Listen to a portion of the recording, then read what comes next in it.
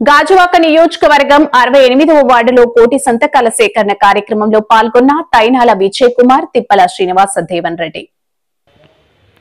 గాజువాక నియోజకవర్గం 68వ వార్డులో కోటి సంతకాలు సేకరణ కార్యక్రమంలో పాల్గొన్న తైనాల విజయ్ కుమార్ గారు, తిప్పల శ్రీనివాస దేవన్ రెడ్డి గారు ఈరోజు గాజువాక ఉత్తర నియోజకవర్గం 68వ వార్డులో ప్రభుత్వ మెడికల్ కాలేజీలు ప్రైవేటీకరణకు వ్యతిరేకంగా కోటి సంతకాల సేకరణ కార్యక్రమం వార్డు కార్పొరేటర్ గుడివాడ అనూష లతీష్ గారు, రాష్ట్ర సంయుక్త కార్యదర్శి గుడివాడ లతీష్ గారి ఆధ్వర్యంలో నిర్వహించారు.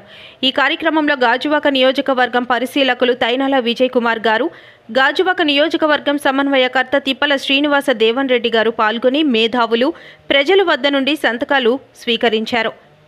ఈ కార్యక్రమంలో సండ్రాన నూకరాజు, పల్ల చిన్నతల్లి, జీలకర్ర నాగేంద్ర, జీవి రమణారెడ్డి, వరదాడ చిట్టిబాబు, గొంతెన శ్రీనివాసరావు, నేలపాటి సత్యవతి, నేలపాటి శ్యామబాబు, గొంతెన వెంకటలక్ష్మి, వి సత్యవతి, శ్రీనివాసరెడ్డి, సతీష్, శ్రీనివాస్, గుర్రం త్రినాథ్, గుర్రం రాజేష్, కోటి, ఈశ్వర్, గవర గోవింద్, అంబటి విజయ, శ్రీరామ్మూర్తి, హుస్సేన్, పోలవరపు శ్రీహరి, రొక్కం వెంకటరావు, రెడ్డిపల్లి అవినాష్, శాంతకుమారి, గోలి సునీల్, గుదియ శ్రీనివాసరావు, కె రవి, చిన్నా హుస్సేన్, సత్యనారాయణ, పాలూరు రాజు, అనిల్, కృష్ణ తదితరులు పాల్గొన్నారు.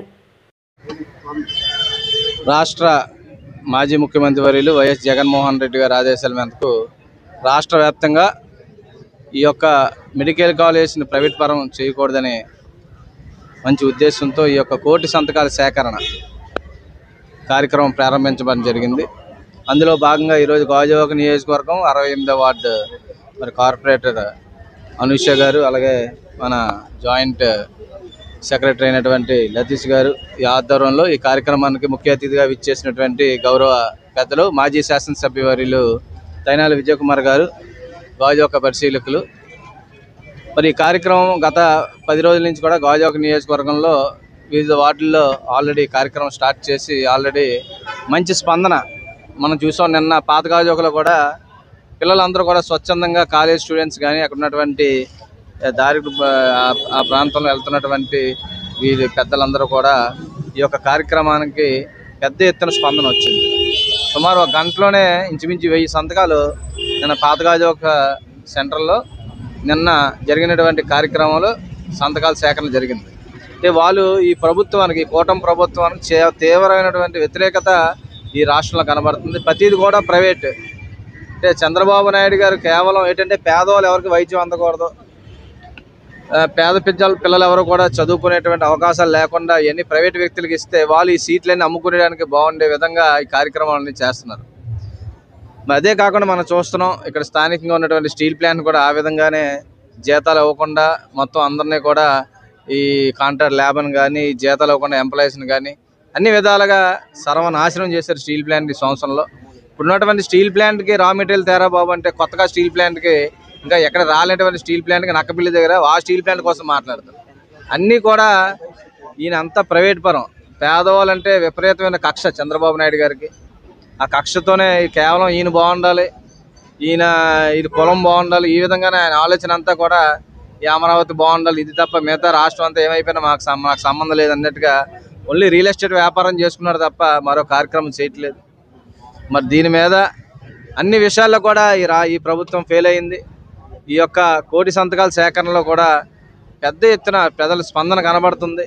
ఈ ప్రైవేట్ కాలేజీలు ఎట్టి పరిస్థితుల్లో కూడా ఈ మెడికల్ కాలేజ్, గవర్నమెంట్ కాలేజీలు అన్నీ కూడా ప్రైవేట్ పరం కాకుండా ఈ సంతకాల సేకరణ చేసి మరి పార్టీ అధ్యక్షులు నియోజకవర్గంలో తైనాల విజయ్ కుమార్ గారి అధ్యక్షత ముఖ్య అతిథిగా దేవన్ రెడ్డి గారి సారథ్యంలో 68వ వార్డులో కార్పొరేటర్ గారు అనూష గారు, వార్డు ముఖ్య నాయకులు అందరూ పాల్గొని ఈరోజు కోటి సంతకాల సేకరణ కార్యక్రమాన్ని ప్రారంభించడం జరిగింది. ఈ కార్యక్రమం ముఖ్య ఉద్దేశం జగన్మోహన్ రెడ్డి గారు గత ప్రభుత్వంలో 17 కాలేజీలు ప్రారంభించారు. అందులో 5 కాలేజీలు పూర్తిగా ఓపెన్ చేశారు.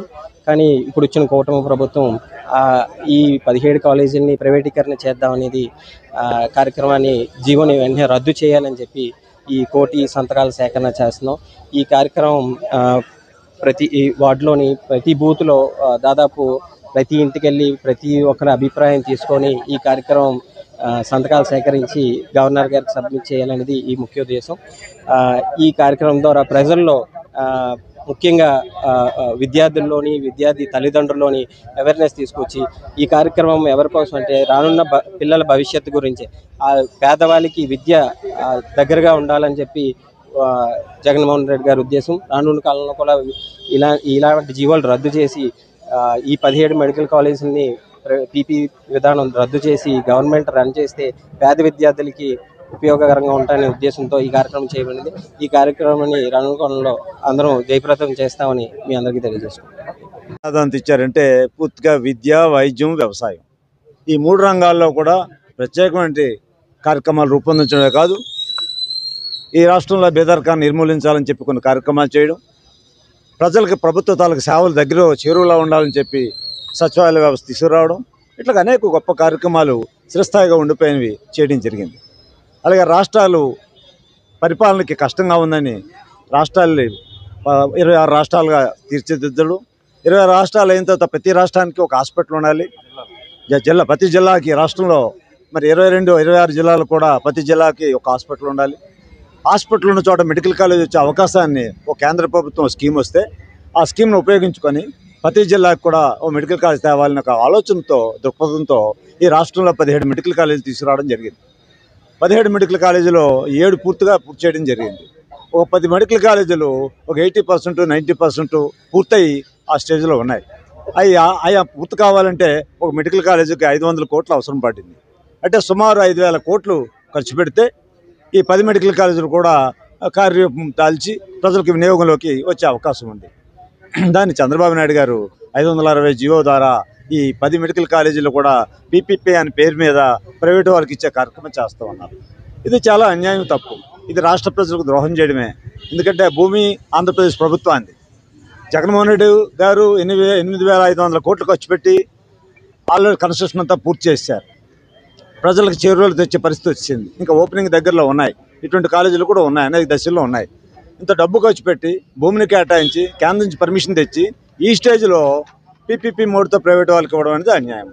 ఈ వైద్యం ఎప్పుడు కూడా ప్రైవేట్ పరం కాకూడదు, విద్య ప్రైవేట్ పరం కాకూడదు, వ్యవసాయం ప్రైవేట్ పరం కాకూడదంటే జగన్మోహన్ రెడ్డి గారు వైఎస్ఆర్ కాంగ్రెస్ పార్టీ ఉద్దేశం. అది ఆ రకంగా అమలు జరిగింది. ఈనాడు ప్రజలందరూ కూడా దీన్ని వ్యతిరేకిస్తున్నారు. మరి ఈ కేవలం ఈ 5,000 కోట్లు ఖర్చు పెట్టలేకని చెప్పడం వల్ల చూస్తూ ఉంటే మరి అమరావతిని చూస్తున్నాం, 1,00,000 కోట్లు బడ్జెట్ పెట్టేదని ఖర్చు పెడుతున్నాం. అనేక కార్యక్రమాలు మీరు చేస్తున్న ఖర్చు పెట్టిన దాన్ని చూస్తుంటే ఇవాళ వైద్య పట్ల ఎంత నిర్లక్ష్యంగా ఉంది చంద్రబాబు గారి ప్రభుత్వం. ఈ ప్రభుత్వంలో ఈ కార్యక్రమాన్ని ప్రజలకు చేరువ చేసే